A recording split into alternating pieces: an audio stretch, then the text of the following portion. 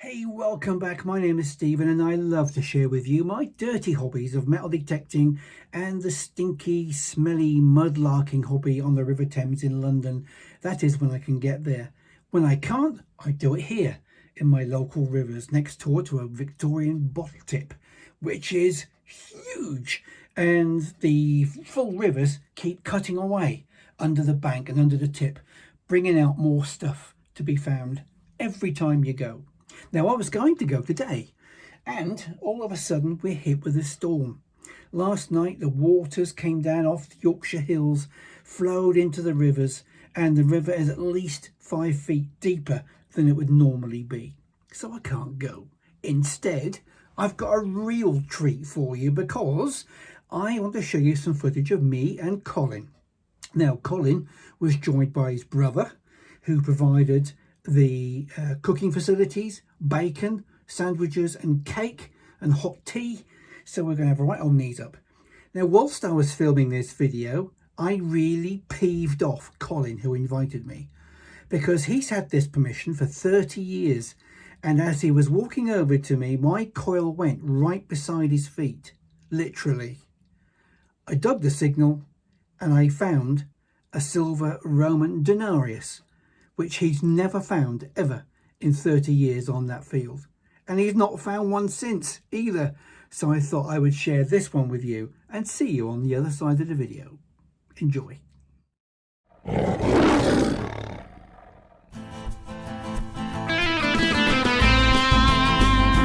Stephen is the man with the hat and the metal detector.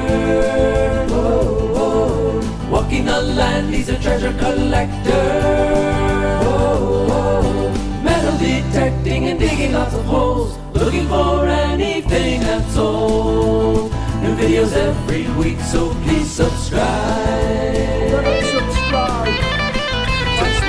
Subscribe. Catch you later. Well, I'm on my way this morning to go and see Colin, a friend of mine. You've seen him on several of my videos when he visits Yorkshire. This is the first time I've been able to get the time to bob down to Suffolk to have a dig with him on his land. I have no idea if I'll be able to get any videos or not, but we'll see if I can. It's a bit windy today, so it might not be a good idea. Well, I've arrived. There's the land, and there, and there's loads more fields over there as well, and a huge one that goes behind these trees. Well, we're off. We've got Mike, aka Papa Smurf. We've got Colin, who you've met, and this is his permission, and Terry, Colin's brother, in the white van, and he's brought all the cooking equipment and bacon sandwiches and stuff. Actually, I think Colin's providing the bacon. So if I find anything, it'll be a pleasure to bring it to you and show you. Yep, I've just got a threepenny bit, and I've not heard anybody else call out, so maybe nothing else has been found yet, but it's only the first 25 minutes. So, well, I keep finding loads of these just lately. I know what it is. Do you? Couldn't quite make out why I was getting such a grindy, horrible signal, but some of the signal was fine, so I dug it, and it's a little pewter button. It was only when I turned it over, you can see there's been some iron in that side, so I was getting this mixed signal. Nice button cover though.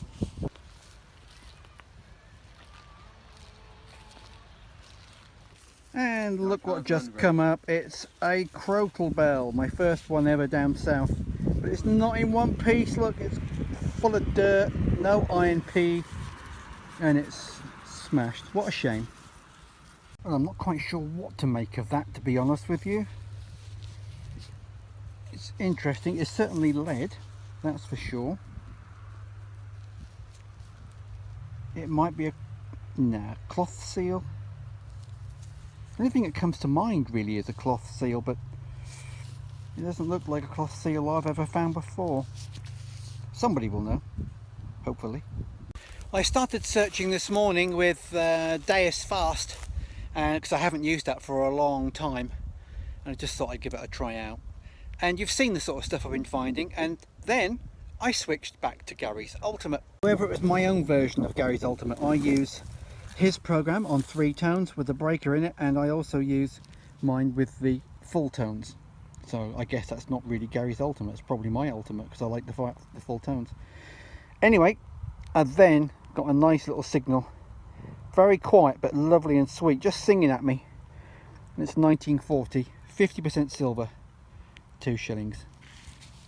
Now I'm not going to make a ring with that, and the reason why, for some reason, remember this guys if you're asking me to make rings for you, 50% silver, British silver, that's been dug up seems to split when you try and fold it for a ring. If it's not dug up, you're okay. So I'm not going to fold that because it's a beauty and I don't want to ruin it.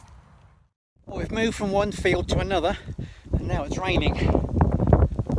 Who cares? Ship halfpenny.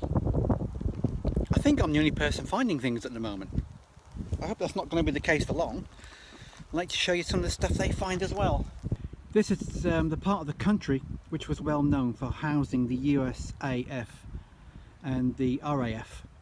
There are many bases still active around us, although some of them are long gone. The Americans occupied where I'm standing now, and there's all sorts of stuff in the ground below me feet where I'm hoping to find maybe a silver dollar. That would be very nice. But there, that was their bowling alleys, 10-pin bowling. Fantastic. But so far all I found is a Yale lock just under my feet and the penny I showed you a second ago. Plenty of targets coming up on this field, but look at this. I don't know why I've got an attraction towards lead things, but again one of my favourites, a musket ball, quite a big one too. Easy to see on there the casting hemisphere, so you know how it was made, and the casting sprue, whether it's either nipped off or cut off, gives you an identification or an idea of the type of age. I reckon this one is between 16th and 17th century, so not really that old, but a jolly nice find and one of my favourites. Now look at this, I've never found one of these before. I'm not 100% sure what it is, apart from the fact that I know it's a weight and it's lead. But look at that, trapezoidal on both ends. The centre line is a bit below centre, and the trapezoid at this end is not pointed sharp, but it is at this end.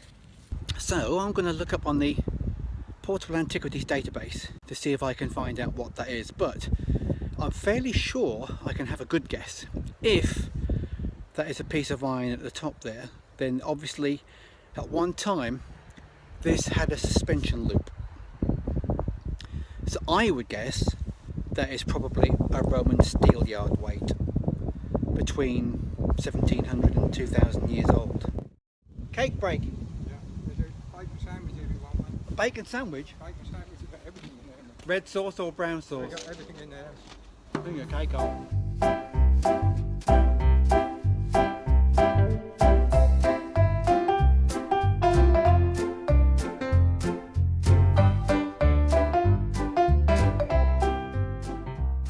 Right, just there is the Roman steel yard weight, if that's what it is, and just here, guess what I found?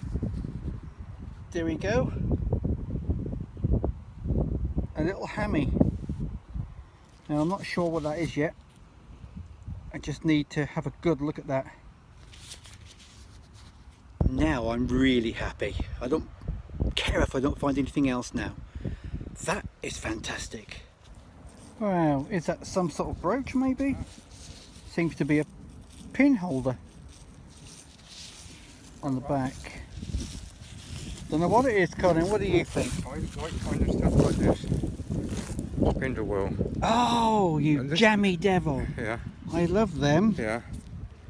That I love finding that because then you know there's been something on there. Absolutely. Oh, well done, mate. What do you think of that? That is well, that's oh, I tell you what, that's the way it goes.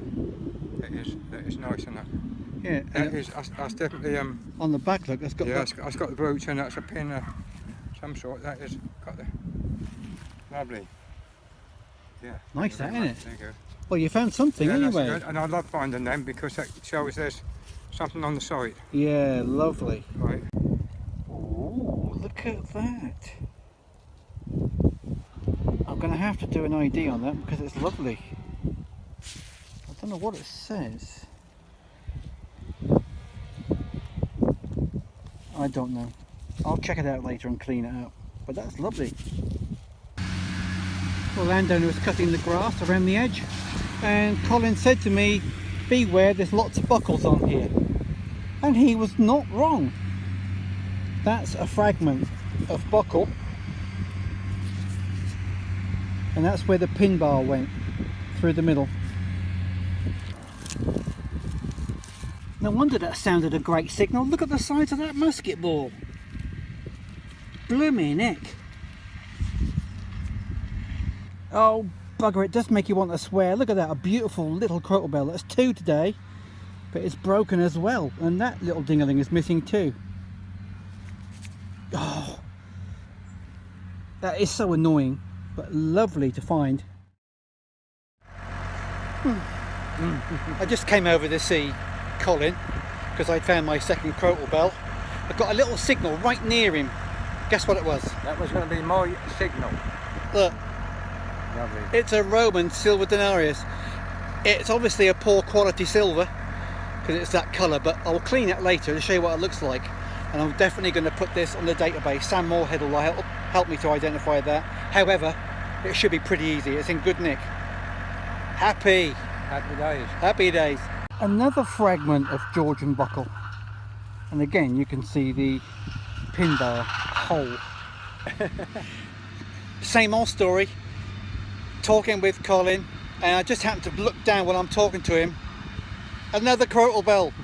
That's three today. That's good.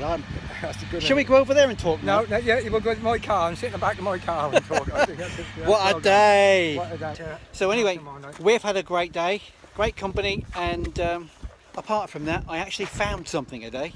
What are you doing down there, Colin? I'm going home, mate. I've had enough. You know I found a crotal bell as well. Oh, did you? Yeah, look. just a suspension loop. Well done. We're saving the rest for you, mate, when you come Yeah, down. yeah. Right. I really did enjoy that day out, and superb company, superb food and tea, but that Richard III hammered coin is the first and only Richard III I've ever found. Never found one before or since. Bit like Colin, I found the silver Roman denarius on his 30-year-old permission. He's never found one before or since. So it was a great day. If you enjoyed it, I would urge you to consider subscribing, because I've got a lot more stuff that I would like to share with you, both mudlarking and metal detecting, as soon as I can get out there. So I'll catch you on the other side and see you on the next video. Thanks for looking. Stephen digs it up and then pimps it up so you can wear it.